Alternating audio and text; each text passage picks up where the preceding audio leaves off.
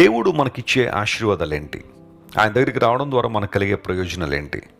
ప్రపంచంలో చాలామంది ఈరోజు ఈ ప్రశ్న అడుగుతున్నారు. యేసు ప్రభుని నమ్ముకుంటాం, ఆయన్ను అంగీకరిస్తాం, మాకు కలిగే ప్రయోజనం ఏంటని. యేసు ప్రభుని అంగీకరిస్తే ఒక కారు కొనుక్కుంటామండి? యేసు ప్రభుని అంగీకరిస్తే మా కోర్టు సమస్య ఏమన్నా పోతుందా?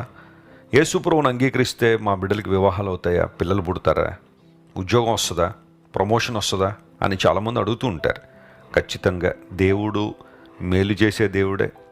నీ జీవితంలో అద్భుతాలు చేయడానికి ఆయన ఎప్పుడు సామర్థ్యం కలిగిన వాడే. అవి జరగవు అని నేను అంటలేదు, కానీ వాటి కొరకు మాత్రమే నువ్వు దేవుని దగ్గరికి రావద్దు. వాటి కొరకు మాత్రమే యేసు ప్రభువుని అంగీకరించొద్దు. అలా కనుక అంగీకరిస్తే అందరికన్నా దౌర్భాగ్యం అన్నాడు పౌలు భక్తుడు. ఆ మాట వాడాడు.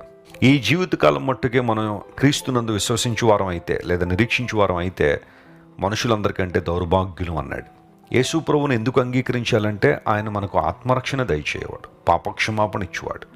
ఈ భూమి మీద మనిషి యొక్క పాపములు క్షమించడానికి ఆయనకు మాత్రమే అధికారం ఉంది. నీ పాపాలు క్షమించబడాలంటే, మనశ్శాంతి కావాలి అంటే, నిత్యరాజ్యం కావాలి అంటే, పరలోక రాజ్యం చేరుకోవాలంటే, ఈ జీవించే జీవితకాలం అంతా కూడా దేవునికి మహిమార్థమైన బ్రతకాలంటే క్రీస్తు ప్రభువుని అంగీకరించాలి. ఆ తదుపరి మనకున్న ప్రతి అవసరాన్ని దేవుడు తీరుస్తుంటాడు.